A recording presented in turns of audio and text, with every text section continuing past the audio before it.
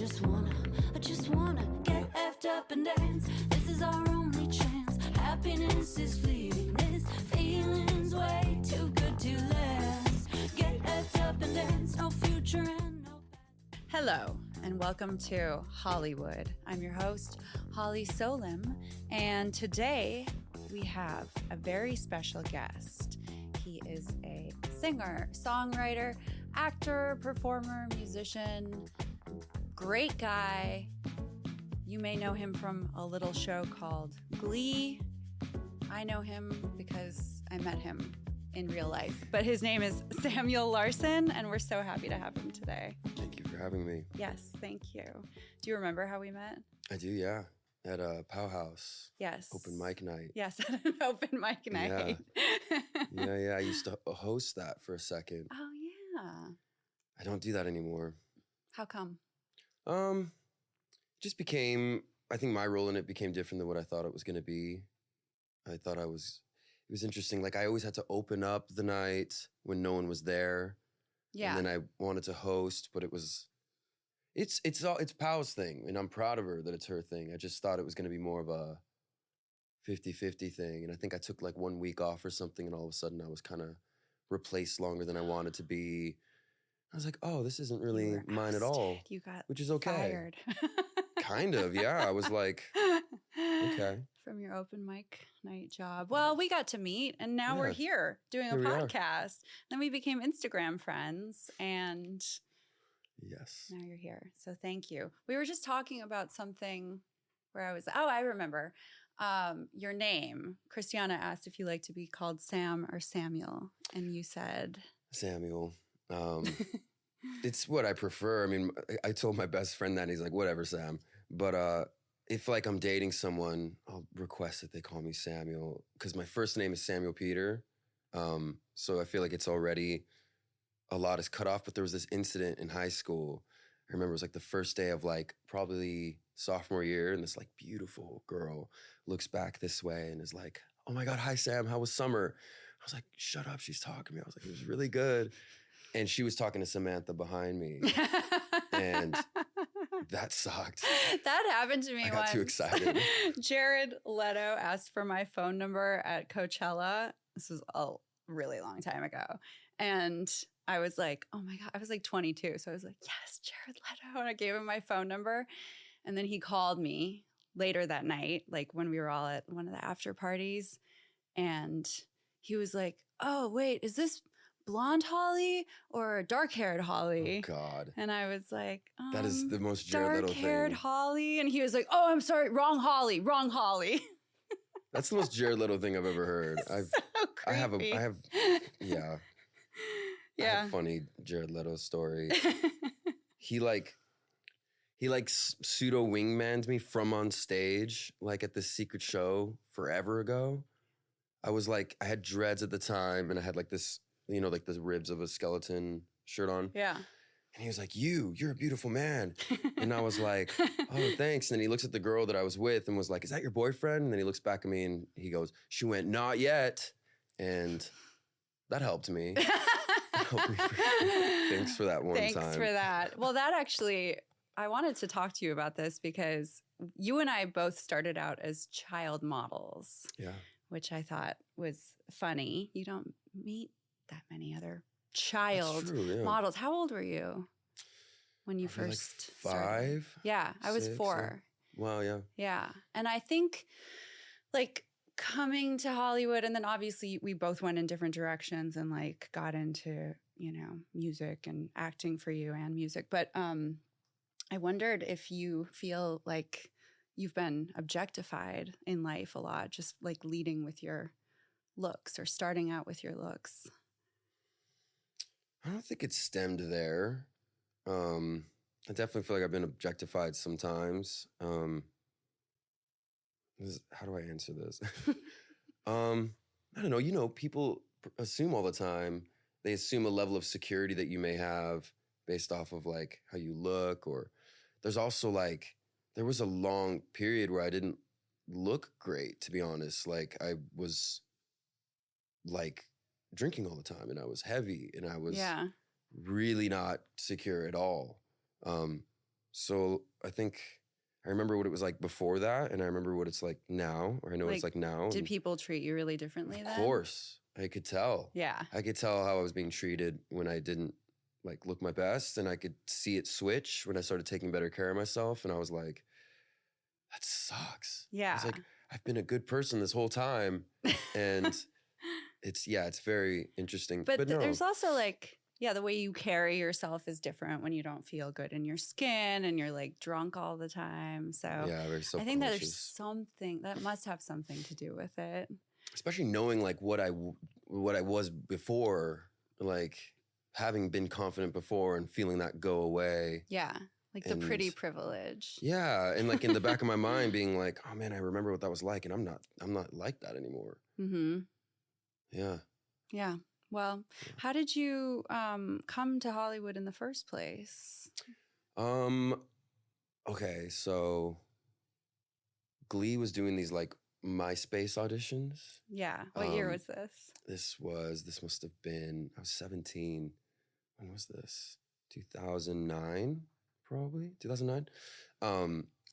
They had like this thing where you submit a video, you like talk about yourself, and you like do a song, and you have to submit it. And I just didn't believe in it. I was like, it's not gonna happen. I told my mom about it, and it was like this one night where she was like, it's due today, isn't it? And I'm like, yeah. She's like, you can't go out with your friends unless you make this video. Here's my camera. So I recorded the video, and I sent it in. I was like, nothing's gonna happen. They gave you like a deadline of when you would hear back, and I didn't hear back. I was like, see, I told you. And then one day I get this random Facebook message that they're like, hey, this is Fox. We're trying to find you. I'm like, trying to find me? I'm right here. It's not that hard. So I call the number, and I was like, hey, it's Samuel Larsen. And they were like, oh my God. They start like frantically freaking out. I was like, what is going on? And then they put me up. I guess they gave me like an instant callback for this one part. So I went in and I did that.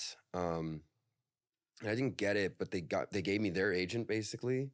And then I got some modeling agency out here, like some boutique modeling agency. So I was just driving back and forth for auditions and modeling all the time. From where? From Marietta. Uh-huh. I moved to Marietta when I was like 14. Do you know where that is? No. It's like next to Temecula. How far away is that? It's like 2 hours away. Okay. It's not very far. But far enough for an old Volvo to blow up. I had an old Volvo Yeah, too. I love them. Yeah. It's my dream car. Like It's just another one of those. station wagon. Yeah. Super boxy. Yes, I think So they're dope. awesome. Yeah. But yeah, I just kept coming out here for these things, and like my car blew up, and I was like, I gotta move there. And it was like a Friday. We had some sort of casting for this modeling agency, and this girl, shout out Tesla, she was like, oh, you're trying to move to LA? You can move into my apartment. I'm never there. I'm always at my boyfriend's. You can just move in. And that coming Monday, I did. And that was it. Wow. Yeah. And then what happened? Like what happened with Glee? How did you end up on that show? So I didn't get that part. That part went to Court Overstreet. Shout out. What's that? But they were basically like, it will come back around. Like, we never tell people this, but like, we will have more characters like you. And I was so not made for this role. Like, I came in with like dreadlocks, had like 20 necklaces on. I never buttoned the bottom button on my button downs because I wanted like some stomach to show. And they were like, can you maybe button that when you come back? And I was like, sorry about that. And it was for a quarterback. Like, the role was a quarterback. It was like 6 of us left. And I'm like, I'm not getting this. Yeah. But they told me, like, just hang out, like something will happen. And it was like a year later, I get hit up for the reality show, The Glee Project. I was like, you gotta be kidding me. You want me to, I had just done like American Idol, and I was like, you want me to do another reality show? I was like, there was 6 of us left. Now you want to, they're like, don't worry, we won't throw you in at the beginning. We'll throw you in when there's like 200 people left. I'm like, 200 people? Yeah. Oh, there was man. 6 of us. Still a cattle And they call. sent me this fat contract. And I was like, I'm not doing it. I was like angry about it. And then the deadline for the contract came. I was like, what am I going to do? Not try? And I was like, it's too late anyways. And I looked at the address where I had to send the contract to, and it was like 2 blocks away. I was like, well, that has to be a sign. So I signed it, and I walked it over and put it in the mailbox. And then that was it. Rest is history. Definitely went in with like, okay, I have to get this one. Yeah. Because I'd just done American Idol. I was like, what am I, just the reality show hopper? Like, I can't do that. I didn't. Do you feel like your life changed a lot from that? Oh yeah. What happened? Did you feel famous? Like, yes. Did your ego explode? No. Really? No, never. Well, not any bigger than it already was. Yeah. I definitely believed in myself, but I've always had this insecure edge. I've always had this romanticism with being insecure. Is it insecurity or is it like humility? It's both. Yeah. It's definitely both. Like I know my limitations and I know how good I want to be, and that humbles me. Right. Because all my favorites are the greats and I am not them. And that humbles me. You're always striving to do better. I'm always pushing it to the edge. So I know there's a limit there. So I'm not like, oh, I'm the best. I'm like, I have a limit and I want to push it, but I'm not as good as I want to be in my fantasy. Yeah. I try. You're not Lenny Kravitz. No, I wish. That would be awesome. He always comes up on this show somehow. Yeah. Does he? Yeah. We'll hang out one day. He'll love my questions. I know all the Lenny, questions. if you're watching this. Yes. I'm your biggest fan. Biggest Seen you fan. 6 times live. I love you. What would one of your questions be to Lenny? I think his Circus album is wildly underrated, and I would want to ask him about songs on that, like Thin Ice or Don't Go Put a Bullet in Your Head, or I'd want to know like what he was thinking when he made that album, because like the imagery in it, the production of it is so awesome, and it's criminally underrated. And when people even bring it up, like Beyond the Seventh Sky, like I feel like these are typical songs he played live. I want to hear about the songs he never played live, and like, why'd you choose a drum machine for that song? And you want to go in deep. You're a true fan. Okay. Oh yeah, yeah. Sorry, into you like opened up the creative process. You opened that one up. Yeah, the Lenny can of worms. But the let's get back famous to thing, you. Yeah. I wanted to touch on that really quick, because what was scary about that was like it was overnight. Yeah. I remember going to the Grove. You know the Barnes and Noble at the Grove? It was like Yeah. on the second story. I just needed a new moleskin, just a typical day. And all of a sudden there was just like a mob of people. No way. Yes. And like the manager got mad at me. He's like, what are you doing here? If you knew this was going to happen. I was like, this is the first time this has happened. And I quickly realized, don't go to malls. I couldn't go to any theme parks. Figured out I could go to Disneyland if I painted my face like a cat or something, like a tiger. I could get away with it. So people, if you ever see someone walking around with tiger paint on their face, they're probably famous. But that was humbling too, because I felt that happen for a few years and I felt it go away. Wow. So what was it like when it went away? Truly humbling. Yeah. Motivating. Oh, okay. So it didn't make you want to retreat or give up. You were like, Never. I want to get back there. I've always had this mentality of like, this makes it for a better story. Yeah. In the long run. It totally does. Yeah. This can help someone else in my shoes in the future. So, I mean, a lot of the reason I asked you to come on today, aside from like you're super talented and awesome, but I love to talk about, real shit on here, like addiction and recovery. Yeah. And you are very open with your recovery process on your social media. And I noticed it. And that's part of the reason I reached out. And so I wanted to ask, like, do you think having this sort of overnight fame fed into your addiction? Did it make things worse? Or were you? That's an interesting question. I mean, I can look back at my life and notice my addiction when I was like a 5-year-old. Like how? Like my overly obsessive mind and my inability to accept things. I always go back to this one instant when I was like 5, 6. I was playing with my best friend across the street. We were playing hockey, and I went to slap shot and accidentally slapped him in the face. Oh. And I remember getting this overwhelming feeling of like, I know I didn't mean to hit him, but if he believes I did, like that's it. That's all that matters. Not the truth. What he believes is what matters. And I was just like, dude, I'm so sorry. Are you still my best friend? I was so scared. He's like, dude, of course you didn't mean to do it. But I went home and laid in bed and obsessed over it. Like, what if he changes his mind though? What if he wakes up tomorrow and feels differently and I lose my best friend? Not living in acceptance. And I think that was alcoholism for like a little kid. That's super interesting. Because that's the same thing I would do in my 20s. Yeah, I guess I would do the same thing. Yeah, I'm also remembering a time when I threw a sucker at my best friend. We were like acting out a scene and she had stolen my boyfriend. I mean, I was really little. We were both little. And I got really into my character and I threw this sucker at her face and split her lip open. But it wasn't me. It was my character. Right. And I felt so bad. I still feel bad about it. I still think about it. I'm still worried that she's mad at me. Really? So what was long her ago. response to it? Same. She like totally forgave me right away. She was like, "Oh, you didn't mean to." But you obsessed. But I still obsess about it. Yeah. I didn't realize that was addiction. I believe that's because that's the same thing that I would have to soothe later in life with bigger things.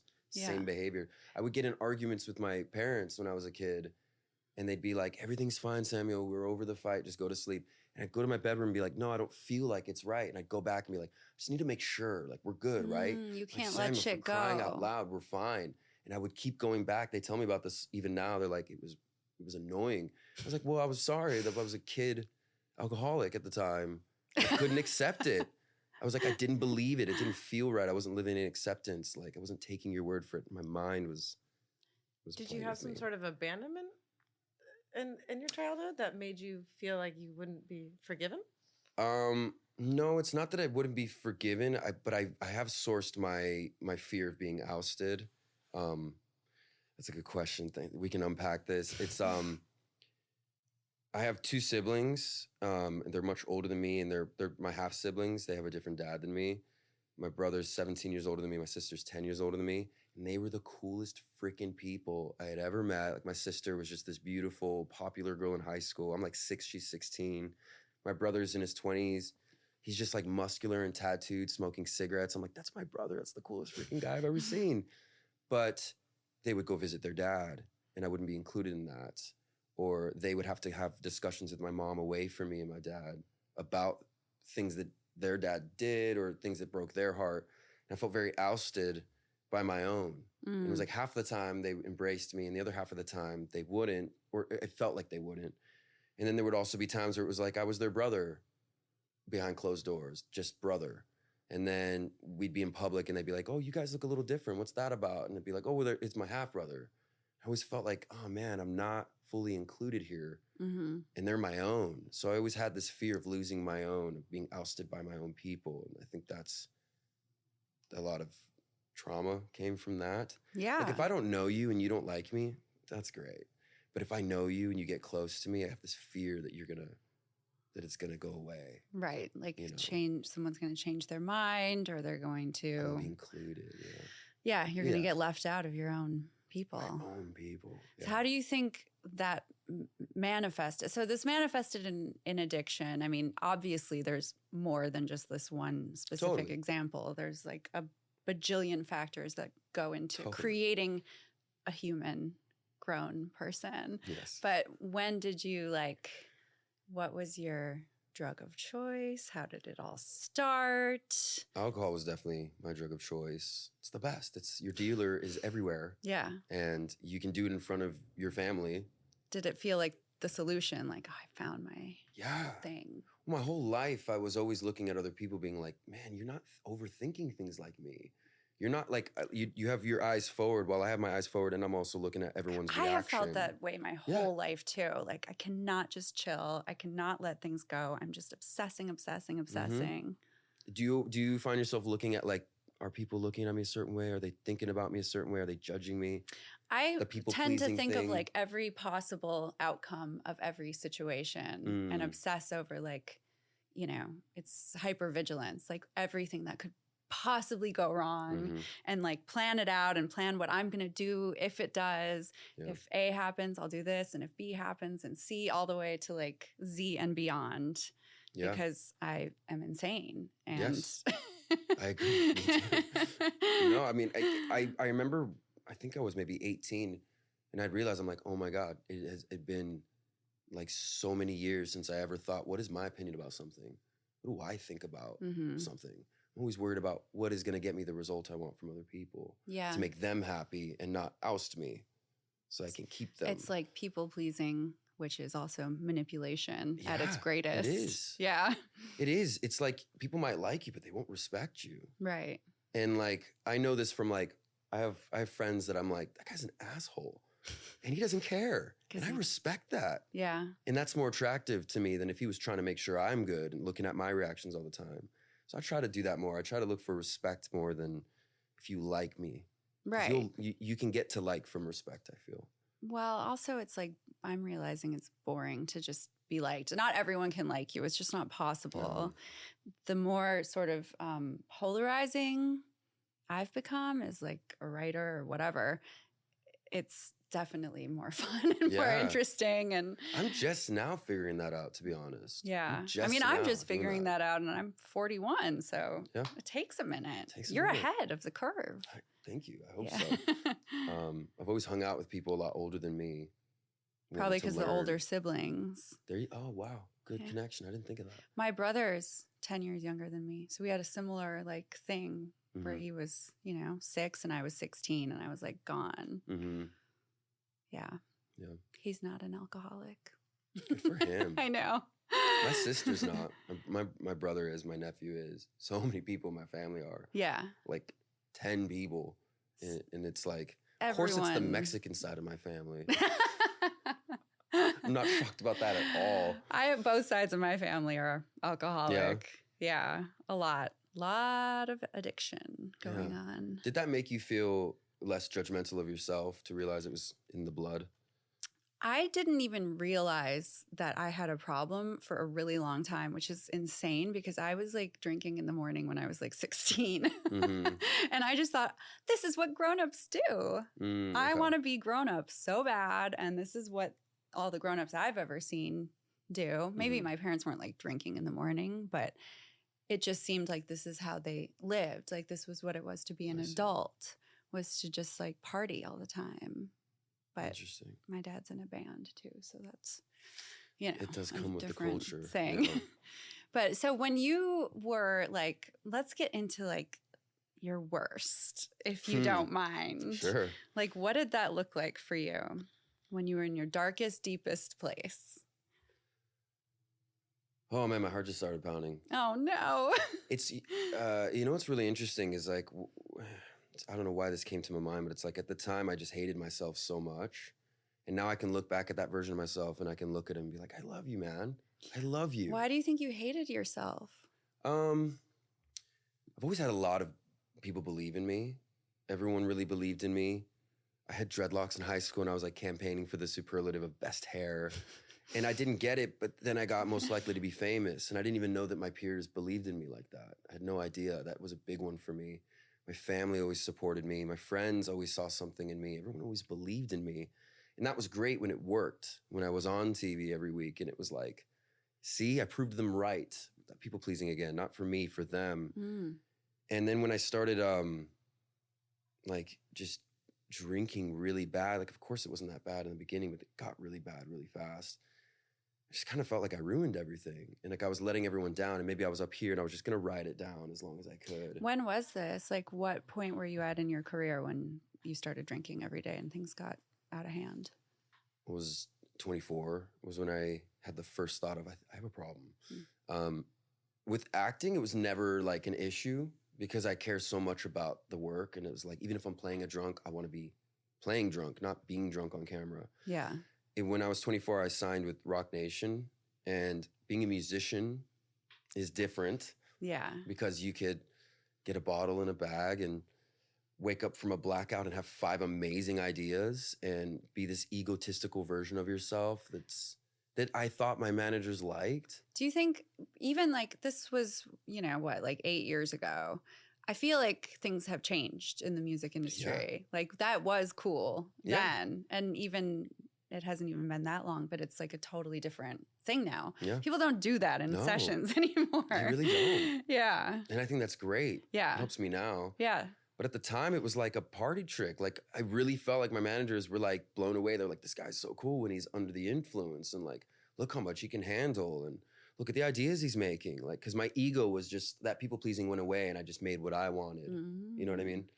Do you think they sort of enabled the behavior? A little bit, yeah. Yeah. Yeah. Yeah. And but they didn't know. I don't think they knew that I had a problem. I think they were just like, oh, Sam's hella funny when he's, well, I'm from NorCal, you could tell. Sam's hella funny when he drinks a bunch. And they had sponsorships there and they would just bring bottles around. And it was, I mean, it worked for a while. It wasn't like I was just a shithead all the time. Like it worked for a couple of years. And it wasn't until I quit that contract But all of a sudden, I didn't have any sessions. I didn't have a studio to go to. I just had my drinking problem left. That's it. Yeah. Yeah. And that sucked. And then what did that look like? I had made a friend during that deal. He played guitar in my band. I played like drums and bass in his band. And he was sober. He was sober for a while. And he would hang out with us till 4 a.m. while we were getting wasted sober. Mm-hmm. And it was like maybe the 7th day in a row I was starting to drink at like 11 a.m. And I remember looking at the bottle and just being like, I have a problem. I should call him. And I called him and he was like, let's go to a meeting. And I went and I was like, I'm not like this. This isn't me. Yeah. So I was like, we're good. And I went back out and I kept going. And then like a couple years went by and I was like, this is getting worse. So what was happening? Well, was it physical? Was it everything around you? Was it your relationships? Well, that same kid that was obsessing about if I hurt my friend and what they thought of me, like I would do things when I'm drunk where I might get, I don't know, like I don't want to say aggressive, just aggressive, like with my ego. Mm-hmm. I was either the guy that was like, whatever, I don't care. And then I would be like, oh no, I care too much and start crying. It was either or. And like, I don't know different alcohols would do different things to me. Like tequila would make me the most egotistical me.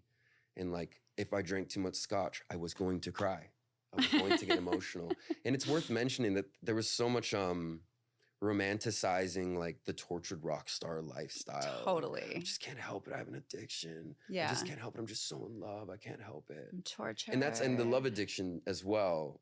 They were best friends, my love addiction and my alcoholism. Yeah, sure. I want to talk about that because that's super interesting. And I don't think it's talked about publicly that often, like sex and love addiction. When did you come to realize that was part of your issue? I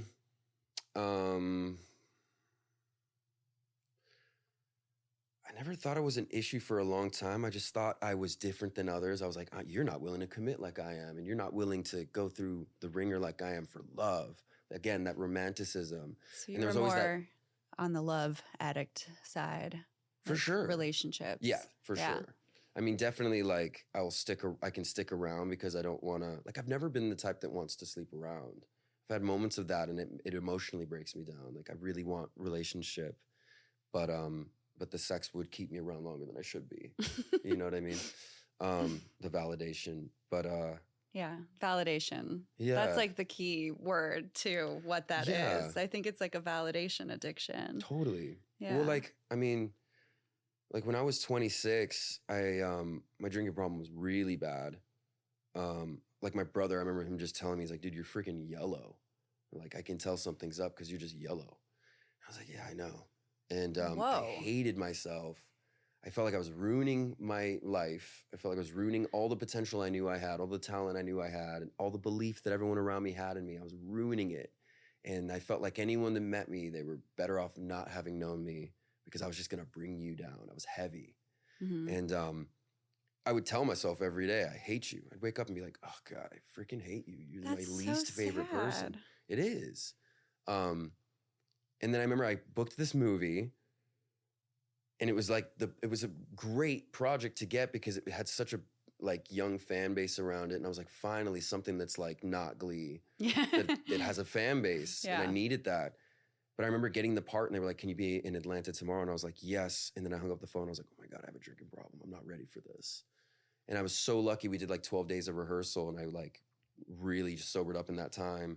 But as soon as we wrapped for the weekend, it was like, I was chasing it again. Yeah. Badly. I would do the same thing. I was on a TV show for 3 years and it would be like, while we were filming, I'd be, I was writing songs for it too. So I'd be like in the recording studio on set, white knuckling, like I'm sober, I got this. And then the second that I'd have a couple days off, I would just go fucking crazy. I would like go on benders and like not even know where I was for 3 days. Yeah. I'd always be the last one. And then I'd be like, but I'm pulling it off. I'm successful. I'm on a show. I'm making money. I got this. Mm-hmm. Yeah, totally. And it worked kind of for a minute. It saved my life for a minute. Yeah. But because I was like, oh, this must be what everyone else feels. Yeah. They're not worried about anything. This must be how it's like. And I remember for the longest time, my excuse was like, I just want to feel good. What's wrong with that? Like, I'm just trying to feel good. I don't get, and this works for me. I don't get what the issue is. Like, leave me alone. Were people around you like calling you out on your drinking while you were working and stuff? Not while I was working. There was things I was noticing. Like, we'd go out with the producers and everyone would slowly start going to sleep, and then it would just be me left, one guy with one producer, and he'd be like, dude, I gotta go to bed, bro. Oh my God. like, oh Totally. God, I'm that's so not glad we good. didn't know each other then. I was like the same. I would be the last man standing. I'd be like Yeah. inviting Uber drivers to come into my house. Like, I just need somebody Totally. to drink with. Not a good look. Not a good look. But I got back from shooting that movie on my 27th birthday, and I had two dreams in my head. I want to get married, and I want to be a successful artist, and nothing else in my life matters. That's it. That's all I want. And I was like, but who wants to date me? I freaking hate myself. Were you And single at the time? Yes, and I have a drinking problem. And then I came back and I found someone.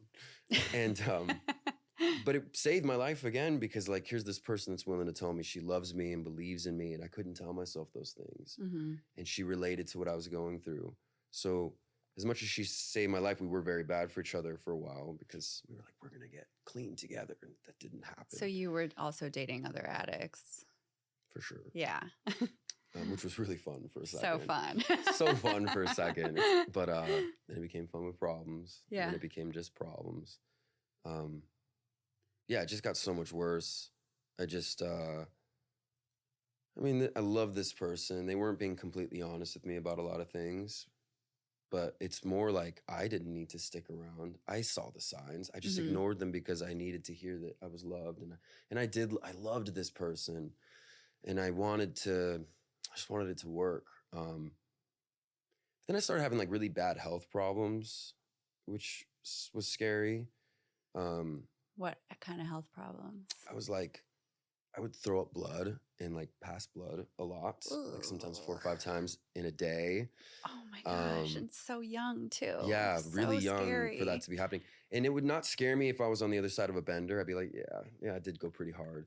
Right. It would be when I'd be like, I'm going to be clean for a while, and I'd have 5 days, and then it would happen. I'd just be like vomiting blood all day, and I'm like, what the hell is going on? So scary. It scared the shit out of me, and I'd have to go to the ER, and I'd have to call my girlfriend and be like, can you come with me? I'm pretty scared right now. And then they'd be like, oh, you're fine. And I'd be like, oh, we're fine. They would just say you were fine? They'd give me like a blood test and be like, yeah, you're good. Like, maybe just take it easy. So you would tell them like, I've been drinking, and they'd be like, oh, it's just from this bender? No, they wouldn't say it's from the bender. They would literally just like check my blood and be like, well, you're not like losing too much blood. I think you're fine. But like, isn't puking blood like really know. not normal? I know. I was shocked too. I do remember like throwing up bits of stomach lining. So gross. Yeah. And just being like, oh, because I haven't eaten in like 5 days. Yeah. And then I'd feel really guilty about it, and I couldn't live with myself. Yeah. And I'm sure you've had that thought too. You're like, well, if I'm just going to end it, I might as well go out on a go bang. out on a bang. Yeah. Yeah. And then during the bang, I'd have some white light moment. Like, no one wants to be more sober than someone that's like really messed up. Like, you know what I mean? You ever been like super drunk and you're like, I'm going to do it this time? No, I never wanted to get sober until the day that I just did. Till the day that I was like, that's it. I'm done. But I mean, Gotcha. you know, I woke wanted up to with for a long time. broken face. Yes, I remember that. My yeah. vanity is the thing that kicked in. No, it was more than that. But yeah. So you did want to get sober. Yeah, I wanted to get sober for a long time. I just couldn't do it. And you would like try and just. I didn't get it. I'd have like moments of it. I remember, and this is jumping forward in time, because I had a first sponsor, and then I got in 4.5 months with him, and he's the one that was like, I think you have love addiction, bro. I don't have that, but I think you should check that out. And I was like, when's that? He's like, I can't really speak on it, but like, I'm seeing some things you should probably check, because we had done the 4th and 5th step. Yeah. And then I relapsed, and so then I got this other sponsor who's still my sponsor now. Shout out Bentley, love you, bro. But I remember I had like a month, and I was like really about it. I was like, I do not miss drinking. oh, I'm so over feeling like I'm dying all the time. But it would still take me hours to get out of bed. And I remember I called him one day or FaceTimed him. He's like, dude, you look down. What's wrong? It's like, well, I'm really happy I fixed my drinking problem, but like I still have this like obsessive mind, and it still takes me hours to get out of bed, and like I'm just to like psych myself up. And he was just started laughing. He's like, dude, that's your alcoholism. And I'm like, what? He's like, dude, that's the same problem. That's your problem. That's the whole deal. And I was like, you got to be kidding me, because that obsessive mind I've had since I was a kid. Mm-hmm. And I was like, well, that's just my deal. Like, they can't fix that in the rooms or with the steps. Mm-hmm. I'm glad I fixed that, but like, I got this thing. And I was Right. like, So you were I still don't of the even know. mindset of like, once I get the alcohol gone, I'm good. I'll be good. No, I was like, I'll fix that problem. I have this whole other problem that no one knows about, and I don't know how to fix it. And I've had friends even tell me, like, it's got to be exhausting being you. You just overthink everything. And when I told him that, and he was like, dude, that's the same problem. I was so happy. It's one of the happiest moments of my life. Yeah. Because I realized I could fix it. Yeah. Yeah. Because that's the first step, is like realizing what the problem is, and then you can work on it. Yeah. So when he said, I think you're a love addict, like what did that mean to you? Or did he explain what that meant? Did you know anything about love addiction? I feel like I'm still learning about it. What do you think it is? Like, how does it work? How does it manifest? How do you treat it? Well, I've only started Not to that. put you on the I spot. only just started that program, so I really am still learning about it. But I do think it comes down to a lot of fantasy, of course. I mean, I could see a beautiful girl and have a connection with her for 5 minutes and like fantasize about getting married to her. And there's this weird validation thing I'll do too, where like I won't just fantasize about what we get personally, but what other people see. Like, what if we walked into a place holding hands and other people are looking at us and they're like, oh my God, look at them. They're so, wow, he got that. And that's amazing. It's like the validation from other people too. This is amazing, actually, to hear this from you, because I know a lot of girls and females that have, like my girlfriends that have had these thoughts, but I don't hear it from dudes Yeah. very often. So thank you. I've always been one of the girls. I've always had that skill. And this is where it comes But from. I mean, I'm sure you're not the only one. I'm definitely not. No. And that was a big thing that my sponsor now we related on was he has love addiction too. Yeah. So he was like, oh, dude, we have it. So then what else? So like past the fantasy, then how does this manifest in relationships? And how do you like, because you're not going to not be in a relationship or you're not going to avoid relationships Right. or are you as you work through it? I will right now. I'm Yeah. definitely avoiding it now. Yeah. I'm even going through like a breakup right now, and I was just like, I have to do this. Like, I'm the problem. Because I have to look at my part, and it's like I will see the reddest flags and just be like, I will fall in love with the potential. I'll fall in love with who I know you could be, but like it doesn't matter if you could be that. You might not want to be that. Right. You know what I mean? Like, and I've gotten really like I really pride myself, and I love being accountable. I love being fair. These are the most important things to me. No one has ever had to ask me to be accountable for something I did when I was drunk or something I've done. And even in sobriety, I'm always the first person to admit it, because I know that's the pathway back to peace and respect. That might not be what someone else wants, and more power to them. That's fine. I actually just thought of this the other day. I think this is great. Next time I take someone seriously and think this might be a thing, I'm going to say, between now and the next time we meet up, I want you to write down what you think is fair and respectful in a relationship. I'll do the same. And then we'll compare lists. Yeah. And we'll see if we're like-minded. And we're both right. Like, So you're right. what is your list of fair and respectful in a relationship? Being accountable. Like, we're going to hurt each other. It's going to happen.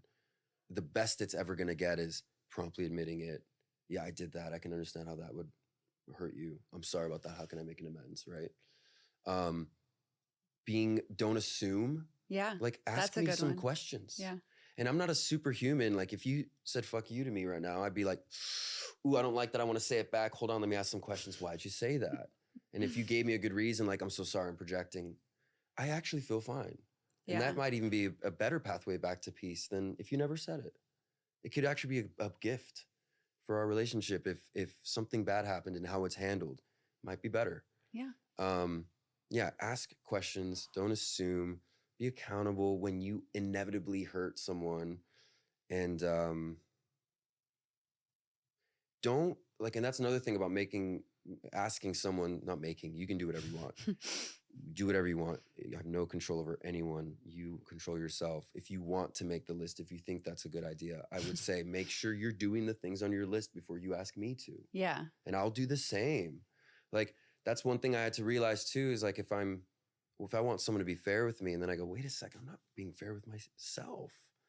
I want them to respect me, but like, I'm not really respecting myself by being here because I know that you're not right for me. Yet I'm still here. I'm inherently disrespecting myself, but I want you to respect me. Yeah. What am I doing? Do you have do you like make manifestation lists about like what you're trying to call in or bring in, or like lists of goals or lists of like the type of person you'd want to be with? Like, have you ever done that, written it all I think out? that's something I'm kind of doing now. Yeah. I think that's something I'm troubleshooting now. I'm all about a list. Yeah. No, I've definitely want to move with more intention lately. And more intention, I think, looks more like, what do I want to do? Yeah. Like, what's my opinion on What something? do you, Samuel, want? For me. For you. Yes. What is the ideal goal Yeah. for you? Put it down on paper. We do that. Yeah. Works Yeah. for We Holly do and I. that. Yeah, it really does. Yeah. Yeah. We get everything we want. We do. No, and it's like, I'm really learning about like what manifestation is. Cause have you heard the thing about how you manifest your biggest fears? I think you manifest your subconscious beliefs. Yes. So if you're believing this is going to happen, yeah. it's my biggest fear, it's probably going to happen. I mean, I personally have manifested all of my biggest fears. Yes, me too. All of them, Mm-hmm. which is kind of beautiful because Yes. then you really don't have much to lose. You can walk through anything. I realized how powerful I was. I was like, oh my God, I just manifested my biggest fears, Yeah. like verbatim. Yeah.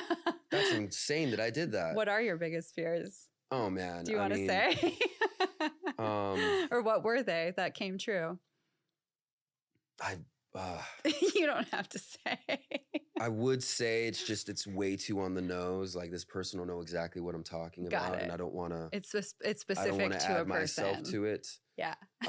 But basically, I had whatever my biggest fear in my last term relationship, whatever my last long term relationship, whatever my biggest fear was with that, it happened. Yeah. And I made it come true. And I all I could think was, I'm freaking powerful. A.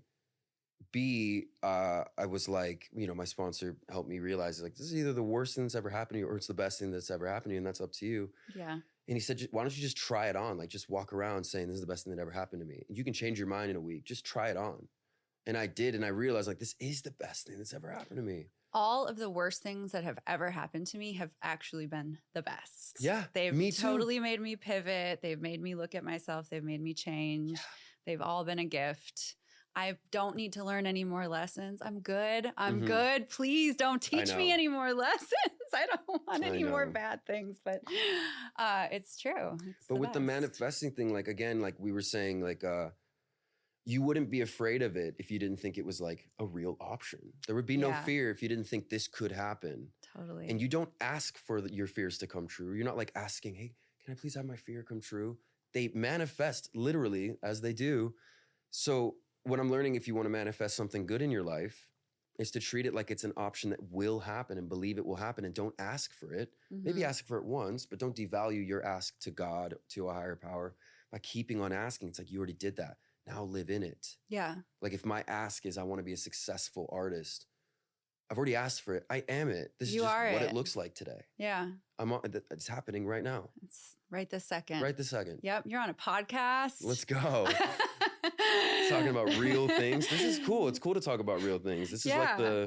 this is not superficial at all. I It's love not superficial at Yeah. all. I only want to talk about the real it. shit. Me too. I'm always telling people when I meet them and they accidentally open up to me and they're like, sorry. I'm like, no, fuck the weather. What's your trauma? Let's get Yeah, there. well, I do want to talk about present day. I want to know how long you've been sober.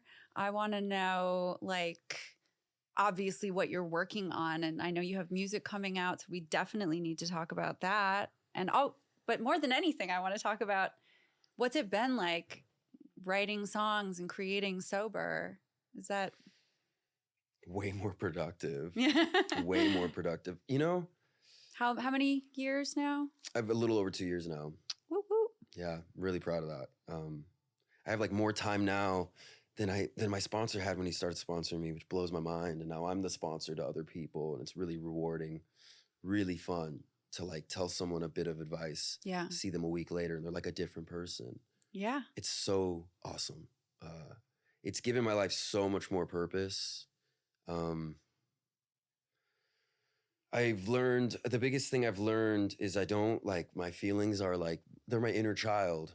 My feelings are my inner child. I can nurture them, but I'm not going to let a child run my life. Oh, that's good. That would be bad. Yeah. Children aren't as smart as what I know. Yeah. I don't have to ignore them. I want to validate my child, Yeah. my inner child, but he's not running the show. So anything I want to feel from my life is a paycheck for work I need to do. So if I want to be happy, I have to go work on that for 2 weeks at least until I get the paycheck that's owed to me. It doesn't, and the first thing that I had to do that with was loving myself. Because even when I first got sober, I was like, I had residual guilt and shame, of course. Of course. And I was like, I don't love myself. I don't feel like I love myself. What's that about? And then I just one day decided I'm going to love myself. I don't care if I feel it. I decided. Yeah. It was a decision. And I realized, wow, loving yourself isn't a feeling, it's a decision. What would that look like? If I truly felt that, what would that look like? That would look like showing up early to my meetings, calling my mom, calling some other alcoholics, asking them about them and not making it about me. Like, that's what it would look like. And you do that for like a week, 2 weeks, and you start feeling like you love yourself on the heels of that action. Also, like in the morning, I look in the mirror and I'm like, Holly, I love you. Good morning. I love you. I got you. I'm going to take care of you today because I love you. Yes. And it's a habit now. Yes. and it works. My inner child is starting to believe it. And your subconscious that spies on you heard that. Yeah. And then your take life notes. gets better. It does. And your manifestations come true. I do this thing. I think it's the first thing my sponsor ever said that was profound that came out of my mouth was I call it changing the narrative. You know, when you go watch a movie and you like see the lead character and you leave and you're like pumped up, you're like, I want to be that guy. I pretend I'm like reading a book and the character's me, but I take it off of me. It's just a character. It's not me. And I'll write like what I'm going through that day and what it could look like. Like maybe it's like, and he woke up in the morning and he was crying. So he cried in bed for 2 hours. And then he thought about this and obsessed for this for an hour. And then he kind of got out of bed and like bought some groceries and like his mom called and he avoided it. And then he went home and he like noodled on guitar and just couldn't get out of his head and went to sleep. And I'd be like, I don't feel pumped to be that guy. That's kind of boring. So I would go, what would be the character I'd want to do? Yeah. And it starts with the words, even though I woke up crying, I wrapped it up within 15 minutes. I got up, I went to the gym. And even if I was working out while crying, which I've done, I still did it. I did the action. And then I called my mom and then I called alcohol. I write down like, what is a character I would want to see them do? It's not me. Yeah. And I would look at it and I would go, okay, I'm going to go do that. I just accidentally planned my day.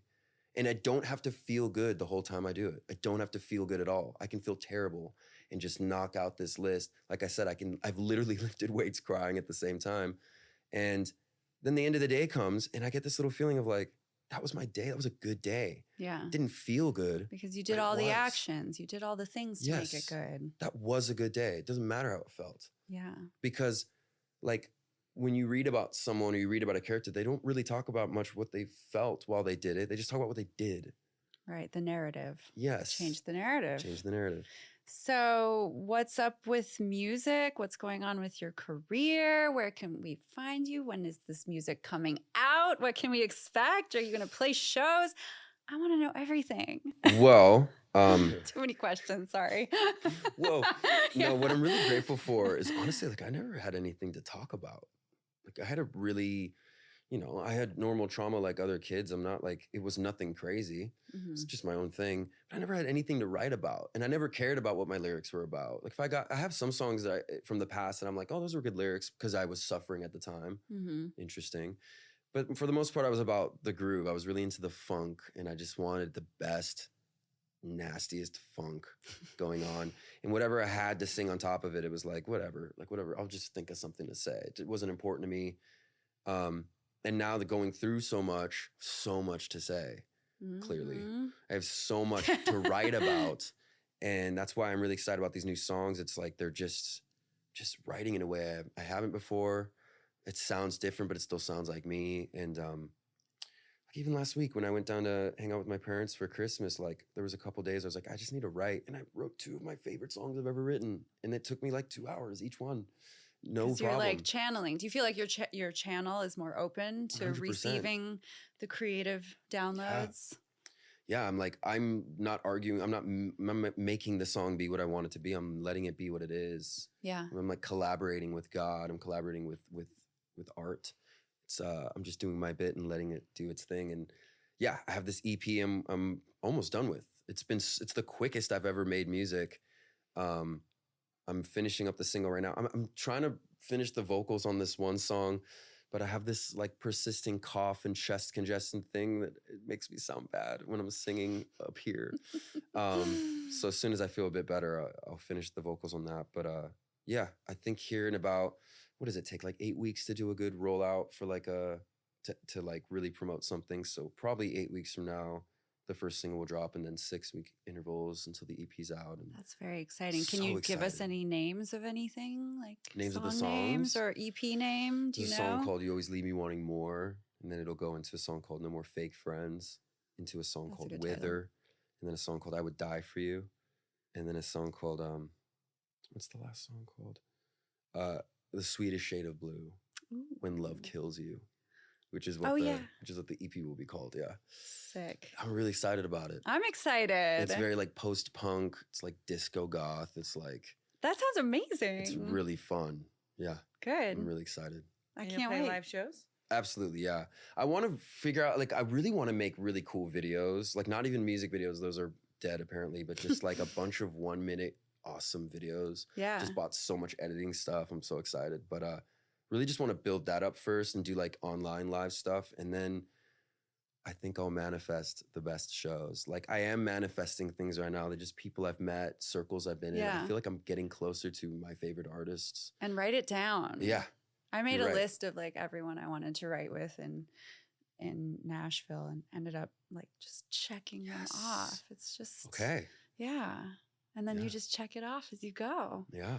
So fun. Yeah. It's been And really fun. where we have to wrap it up, right? Yeah, socials maybe. Yeah, socials. Where can we find you? You can find me on social media.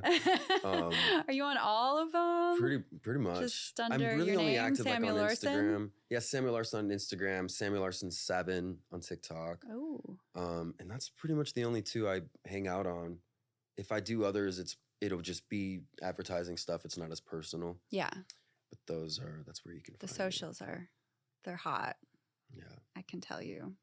Yeah. Anytime I have a profound thought, I try to share it, and I just want to help others. Like, You're helping a lot Well, of people. good. I'm certain of it because talking about this stuff is a lot of people are afraid to, but it changes Can I just say this? the world.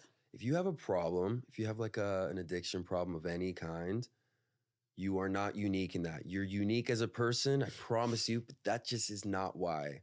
And that's something I had to come to terms with. It's okay. There's so many of us. It's literally 1/3 of the population has a problem. Yeah. It's okay. And Probably you might find more. your best life on the other side of it. So You it's will not find a- your best It's life. not a bad thing. I'm so proud of being an alcoholic. I think it's awesome. Yeah. I think it's like, I love being awesome. an addict Yeah. and like having to have make myself recover and change, like, and be accountable. It's a huge gift. yes. Well, I just adore you. Thank you, You too. so much for coming on the Thank you show. for having me. And we'll do it again sometime. I just wanna get effed up and dance. This is our only chance. Happiness is fleeting. This feeling's way too good to last. Get effed up and dance. No future.